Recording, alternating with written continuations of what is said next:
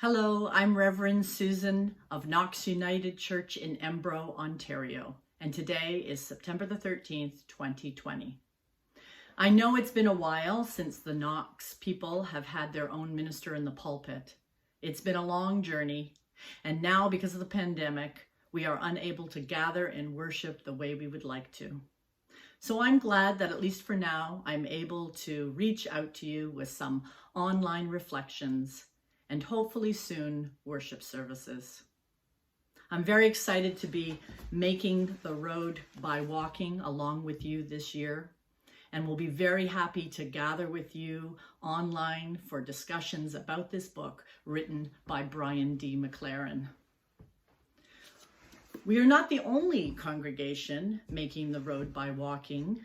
There are other people, part of our church family in the community, people that are not part of the church family in the community of Embro, people outside of Embro, people of other congregations in other towns and cities, all traveling along this road with us. If you have not yet gotten a hold of the book, I hope to have some for you soon, but you can also order a copy from the Grand River Bookstore or from Amazon.ca. And it's never too late to join in. So as you read and reflect and activate your faith, talk to people about it. Talk to family and friends and maybe people in your community that you don't know very well, and invite them to obtain a book and come along on the journey. They can continue alongside us as well as read the book from the beginning. The chapters are short and the format and the theology are very accessible. Each chapter has 2 or 3 pages of reflection and then a few questions at the end that you can ask yourself or discuss with others. So today I'd like to do a short recap of the first 2 chapters in part 1, Alive in the Story of Creation, and then talk a bit about chapter 3, A World of Meaning. If you would like longer or deeper reflections of the first 2 chapters, take a look at the links that are posted on the Knox Embro Facebook page, or search on YouTube for the services of Islington United Church in Toronto, St. Paul's United Church in Paris, and Jordan Station Church in Jordan Station. Chapter 1, Awe and Wonder. McLaren considers the creation story told in the book of Genesis. He invites us to celebrate the mystery and amazement in the creation of such a world. He says, and I quote, "The first and greatest surprise, a miracle really, is this, that anything exists at all, and that we get to be a part of it. Ripe peach, crisp apple, tall mountain, bright leaves, sparkling water, flying flock, flickering flame, and you and me, here, now. So here we are, friends, here we are, alive. And this is why we walk this road, to behold the wonder and savor this aliveness." End quote. So I say today, go out and experience creation and savor it. Experience it with your heart and your mind, your senses, and realize the miracle that is our existence on this planet. Chapter 2, Being Human. As McLaren continues the conversation about the book of Genesis, he says, and I quote, "In the first creation story, we learn 2 essential truths about ourselves as human beings. First, we are good. Along with all our fellow creatures, we're created with primal, essential goodness that our Creator appreciates and celebrates. And second, we all bear God's image.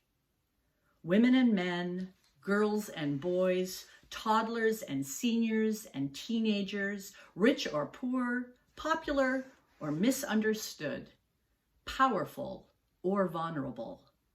whatever our religion or race or marital status, whatever our nationality or culture, we all bear God's image, no exceptions."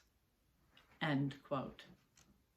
In the second creation story, because it's always good to get a different perspective on things. After all, that's why we have all these different stories in the Bible told by different people in different times over many years in varying situations, different stories all about God and the lives of these different people, so that we can hear and see things from different perspectives relating to some situations, possibly seeing similarities in our own lives, and also reading very different accounts of God in people's lives that are foreign and strange to us. So we might understand that other people experience God differently and have very different lives than we ourselves do. And so in this second creation story, which scholars think may be a much older one than the first creation story, we are given the knowledge that as well as the abundant goodness of God's creation, there also exists not good. And we, in fact, have the free will to choose good or not good. McLaren says, and I quote, "We can use our work, our money, our time, and our other assets to be creative and generous, or to be selfish and destructive." End quote. McLaren asks us to consider our hands. They can make a fist, or they can extend peace. We can choose to be violent with them or to play beautiful music on an instrument with them. We can choose to live in conflict or to live with compassion. In the first creation story, we recognize what a gift it is to be human. And in the second creation story, we ponder over the choice we have to make over and over and over again, day after day, every single day of our lives. Quoting from the book again, "To be alive means to bear responsibility, the image of God. It means to stretch out your hand and take from the tree of aliveness, and to join in God's creation, to join in God's creative healing work." End quote. And now chapter 3, a world of meaning. Sometimes the world seems random. Events happen in random fashion. Out of the blue, good or bad things happen to us. It seems like there's no rhyme or reason, no purpose or meaning that can come from such random, unexplainable happenings. But other times, if we stop, slow down, and pay attention, we notice and experience patterns. Maybe things aren't so random after all. Behind the chaos and randomness that we perceive life to be, there is something going on.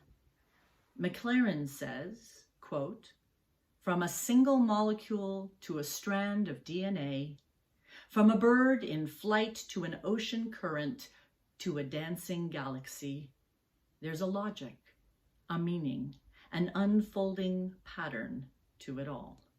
End quote. In the Gospel of John, we hear an explanation for this pattern of meaning that God has woven into the creation of the universe. John calls it logos. In English, word. John introduces us to the Word made flesh. Let's listen.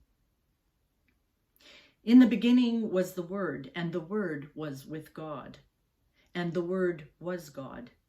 He was with God in the beginning. Through him all things were made. Without him nothing was made that has been made. In him was life, and that life was the light of all mankind. The light shines in the darkness, and the darkness has not overcome it." There was a man sent from God whose name was John, and he came as a witness to testify concerning that light, so that through him all might believe. He himself was not the light. He came only as a witness to the light. The true light that gives light to everyone was coming into the world. He was in the world, and though the world was made through him, the world did not recognize him. He came to that which was his own, but his own did not receive him. Yet to all who did receive him, to those who believed in his name, he gave the right to become children of God, children born not of natural descent, nor of human decision or a husband's will, but born of God. The Word became flesh and made his dwelling among us. We have seen his glory, the glory of the one and the only Son who came from the Father, full of grace and truth. John testified concerning him. He cried out, saying, "This is the one I spoke about when I said, 'He who comes after me has surpassed me because he was before me.' Out of his fullness we have all received grace in place of grace already given. For the law was given through Moses, grace and truth came through Jesus Christ." John tells us that Jesus is the Word, or the logic of creation, of the universe, of the source of God made flesh. By looking at the life of Jesus, of how he lived and what he taught, we are able to see the essence of God. But unfortunately, we don't always pay attention. We don't always follow logos, logic, the Word. We don't always live by the mantra of love that is shown in the life and teachings of Jesus. Instead, we live by what McLaren calls the logic of rivalry, the logic of complacence, and the logic of meaningless mechanism. If you uphold and follow the logic of rivalry, it's each man for himself. It's a each man for himself kind of existence that's based on competition and conflict. The weak are killed or die, and the strongest survive. If you uphold and follow the logic of complacence, you keep your head down. You follow the rules blindly. You never question injustices. And you're just grateful when you are not the target of someone more powerful than you. You play it safe and you stay out of harm's way. If you live by following the logic of meaningless mechanism, you do what you can to experience the best of your life with pleasure and power and security. But in the end, there is no purpose or meaning to life. It just is, and you just live it until your short time is up. A couple of questions that McLaren asks at the end of this chapter are directed at children, but for me personally, they struck a chord. He asks, is there one cartoon or movie that you like to watch or hear again and again? What about it makes you want to keep enjoying it again and again? Every Christmas, I have a personal tradition of watching It's a Wonderful Life with Jimmy Stewart and Donna Reed. I have always loved this movie, and I have never gotten tired of watching it. Everyone in my family knows it's my favorite movie and knows that at some point before Christmas morning, I find the time to sit down and watch it. And it's pretty long. And I watch it year after year, again and again. The repeated action of watching it is a self-created tradition or pattern that I follow. And it wasn't until I read these questions at the end of this chapter that I really took time to ask myself, why? Why do I watch it over and over and over again every year? Well, this movie teaches us that all our lives are interconnected. that the life of one person impacts the life of the next person. In so many ways, it's sometimes difficult for us to fully comprehend just how much influence we sometimes have on each other. George Bailey, the main character in the movie, believes that everyone in his life would be better off if he had just never been born. The angel Clarence is able to show George what would have happened if George really had never been born. George is shocked to learn that his brother would have died as a little boy in a drowning accident because George wasn't there to save him. The local druggist would have ended up in jail and had a ruined life because of a mistake he made in an order while he was distraught.